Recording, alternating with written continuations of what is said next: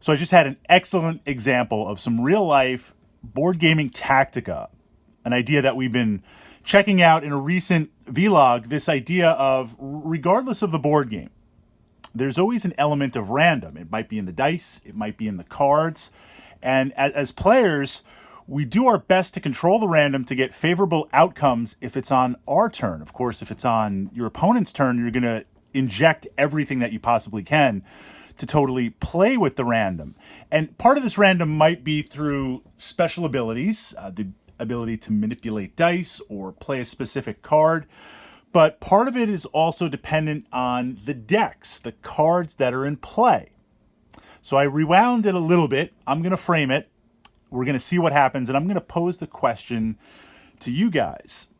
So Red Scorpion was just going, and she encountered a green encounter. You flip a card over there. It could be a quest. It could be a fight.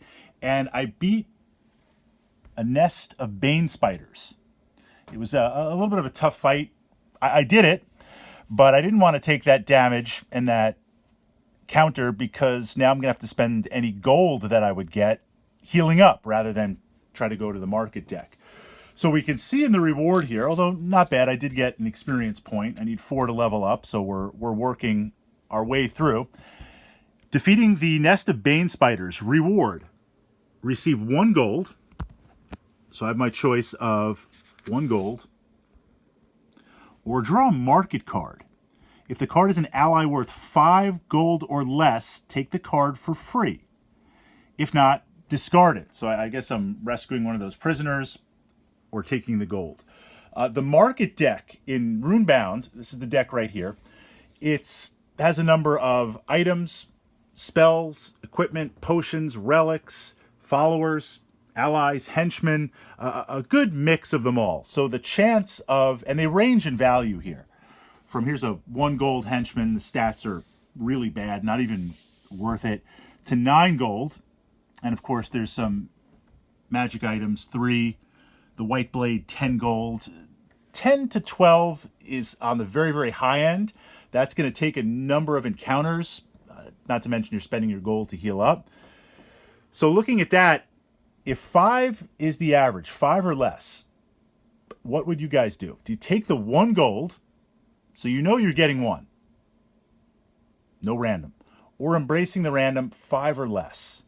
5 or less. Now, if you're old school D&D chaotic neutral, you're going to flip that card and see what you can do. Part of it depends, of course, in taking a risk. Where are you in the rest of the game? Where are the other players? What point are they at? So there's a little bit of a timer there. But this is the main tactica in understanding the random. Look at the size of this deck. We are on turn 6 of the game. I've populated a few cards by the rules at the beginning. We've had a couple of market visits. There's a couple of cards that were expended.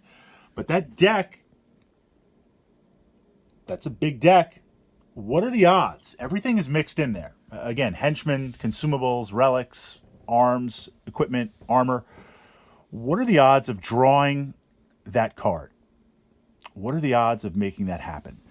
The odds are not very good because the deck is stacked full and there are not, this is not hidden knowledge, there's not a lot of allies in play. 1, 2, 3 that are in play out of the deck.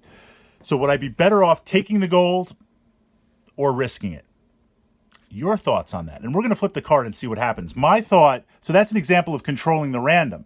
If this deck was a lot smaller and looking on the board and in the player's hands, mostly artifacts and items and magic objects were in play, then there's a good chance that I will draw an ally of 5 or less. Remember, 10 is generally the highest. So those odds are pretty good. But stacking at the start, I'm not that sure. Now, this is where things get modified. My thought, and I'm playing solo, I'm playing the 4 characters, but I'm trying to make the best possible choices that I can. And Maudrog had a really bad round. He had some good equipment. He had everything ready to go. I decided to jump to a yellow gemstone, which is the 2nd level of encounters. I'd like to blame it on the dice, but I had some bad rolls and it just didn't work out. So he's really behind. But before, one turn before backing up, he was in the lead. Hugo and Valadier, they're doing well. Valadir's got the cash. He's ready to cash in, buy some equipment, trying to save up for that white blade. It's pretty potent with his stats. Red Scorpion was behind. Didn't have much gold. The encounters were kind of lackluster. I took some wounds. I had to heal up. If this was a 4-player type game, behind, at this point, what is 1 gold really going to do? I would gamble. I would go for it. If it was a little bit later, tactically, I'd probably look and see what items are at play. If I was close to having enough gold to buy an item that's pretty potent, 5 or higher, or maybe pick up the sword or pick up a good ally, then I'll take the obvious. I'll take the gold. So that's just a real life, in the moment Tactica example. We're going to flip the card. What would you guys do in the comments? Take the 1 gold or flip the card. I'm going to gamble it. We're going to flip the card. So I need an ally 5 or less. I keep or I lose 1 gold.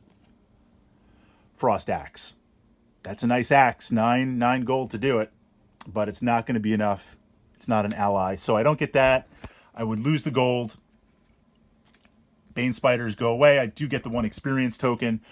So in any board game, again, just an example with Runebound, in any type of board game, looking to control that random, and if it was the opponent's turn, looking to project the random onto them.